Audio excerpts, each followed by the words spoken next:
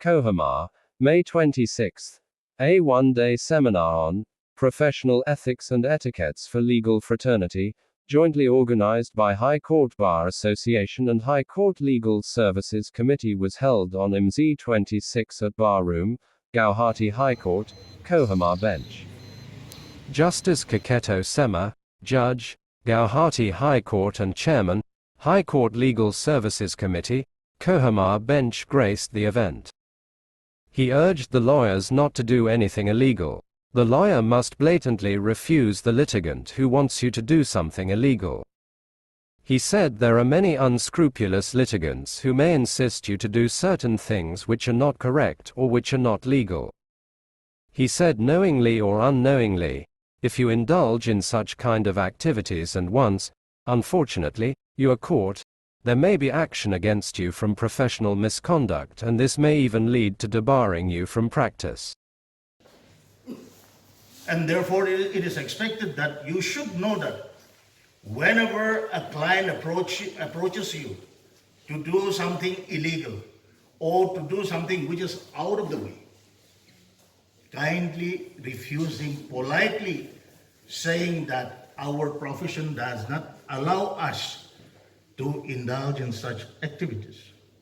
Because if knowingly or unknowingly you indulge in such kind of activity, and once unfortunately you are caught, there may be action against you for professional misconduct. And this may even lead to debarring you from practicing. So as a lawyer, you should always be aware not to do anything illegal, despite your client prompting you to do such kind of things with a handsome fee. So you should always keep this in mind, not to do anything illegal in this profession, keeping in mind that this is a noble profession. Now, another very important thing is the mutual respect. Talking on etiquettes in the court, Y. Longkuma, Secretary, Law, Department of Law and Justice, Government of Nagaland, urged the lawyers to maintain a respectful demeanor towards the court, opposing counsel, witnesses and all participants. She told him to never do anything unethical or dishonest that could harm the integrity of the legal process. Responsibility to uphold the principles of justice, fairness and integrity, and it is within the courtroom that the wheels of justice start turning, and our behavior there plays a critical role in ensuring the sanctity of the legal process. First of all, maintain a respectful demeanor towards the court, always towards your opposite counsels, towards the witnesses and all participants of the legal process. Always address the judge and your opposing counsels with utmost respect, using appropriate titles and terms of address.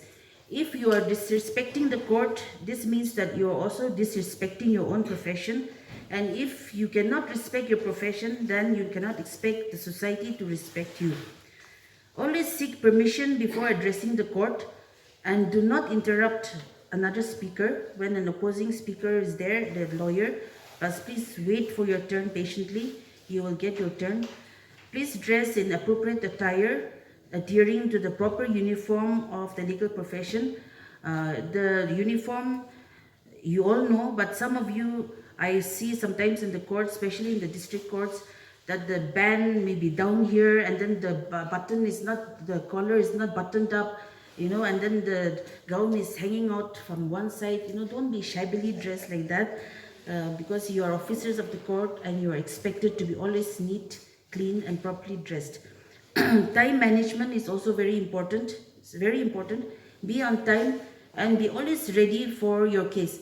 When your matter is called out, please come promptly. I have also noticed that these days some lawyers are so engrossed in their mobile phones that when your matter is called out, you don't even know, you don't even hear your matter being called out. It doesn't give a good impression to the public, the court and also to your clients. Please ensure that in serious cases where you're representing your client who is accused of being of a murder in a murder case or in a rape case, make sure that your client does not speak to the or does not contact the victim or the other witnesses in the case. This could be taken very seriously as tampering with evidence, and it is a criminal offense where fresh proceedings can be initiated against you.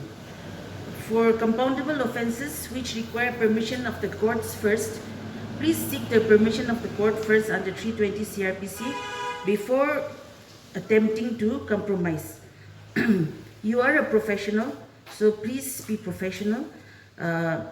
Being prepared is crucial for a lawyer, and it's not only the way you speak in the court, but also the way you behave, your body language, which is equally important.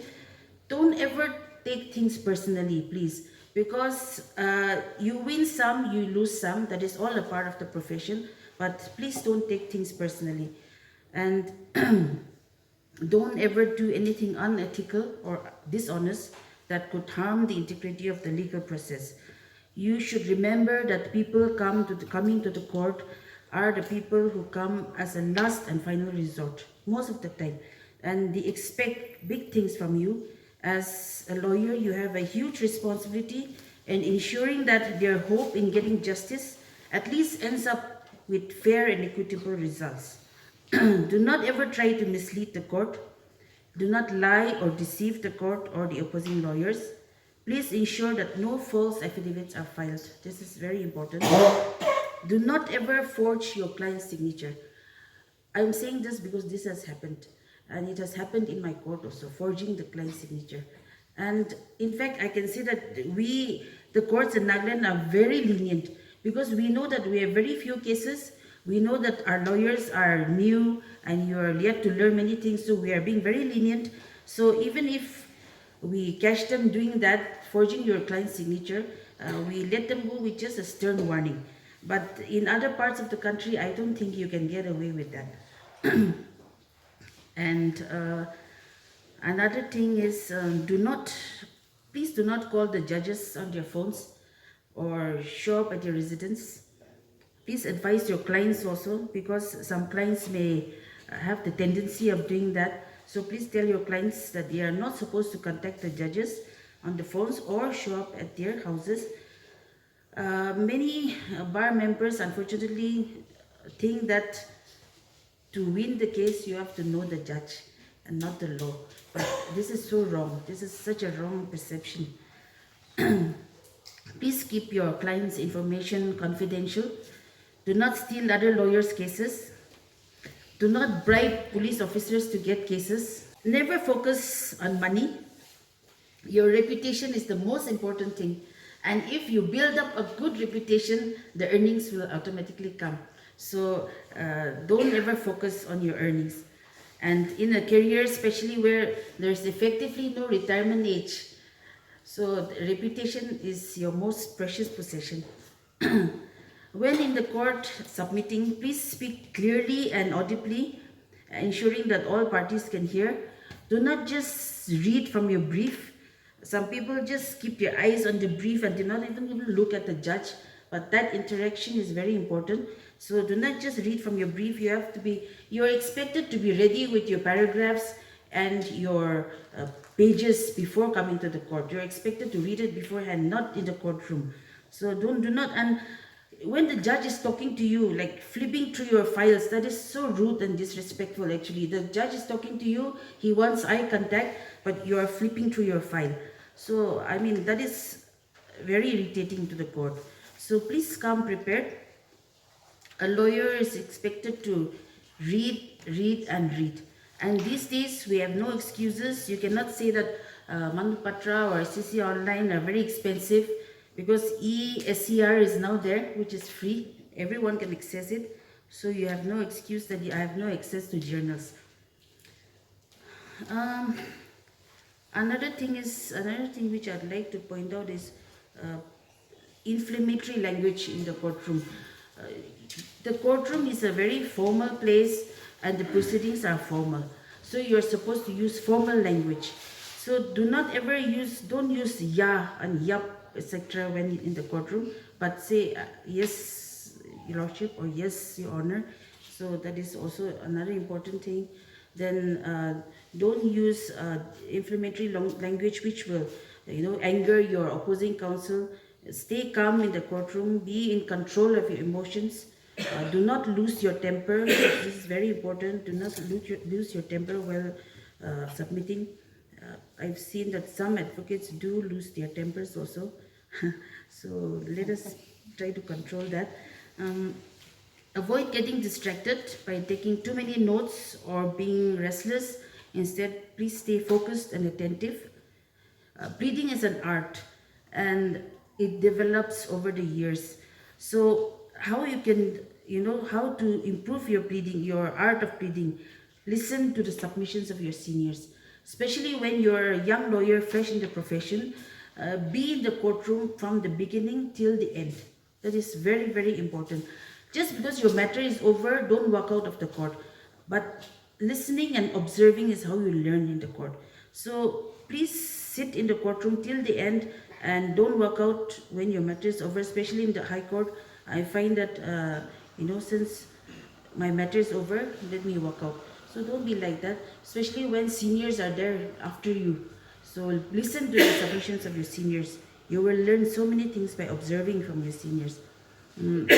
Sometimes it may so happen that you may be the last person or you may be the last 1 or 2, 3 persons in the courtroom and the court is still sitting. So sometimes we find that everyone leaves the courtroom and the judge is sitting alone on the chair. So don't leave the judge sitting alone. Please wait for the court to rise. Then only you can leave the courtroom. That is just basic manners which no one will teach you, which is not written anywhere. But these are just some basic manners.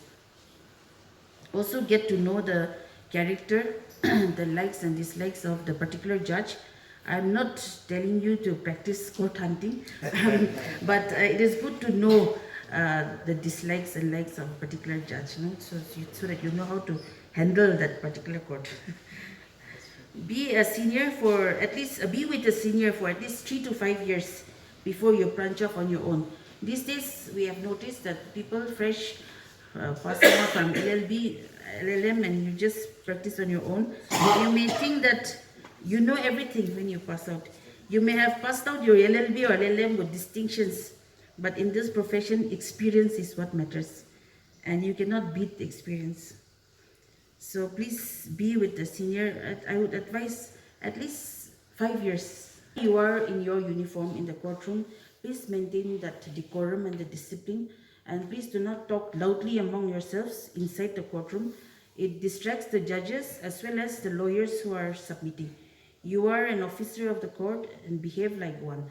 When you talk loudly in the courtroom, especially when the judge is dictating orders, then it disturbs our train of thought and it's very irritating. So please don't talk loudly inside the courtroom. Embrace technology. I think we all need to do this because now technology is here to stay and we cannot avoid it. One thing I want to say about filing also. Filing seems very simple and easy, but pleadings and drafting is also another vital aspect of being a good lawyer. Besides your etiquette, this is also very important. So many mistakes are being made even in the course title itself. I find that lawyers, you quote wrong provisions of law in the course title sometimes, many times, and quoting wrong provisions can lead to dismissal of the case at the threshold. In other courts, I know that they do that. For example, you're filing a bail application in respect of intermediate quantity drugs. So when you say, many lawyers write a bail application under section 439 CRPC, read with section 37 NTPS Act. So section 37 NTPS is applicable only for commercial quantity cases and perhaps section 19, 24, 27A NTPS. So that means when you put section 37 NTPS, you are making your case more serious than it actually is. Because for intermediate quantity, you don't need to put 37. That's just an example. And in divorce cases, also, for example, in section 27, Special Marriage Act, divorce, it has so many subsections. So you have to put that subsection which is relevant to your case. Words of exhortation, short, crisp, and to the point. I believe all of us have benefited by listening to His Lordship.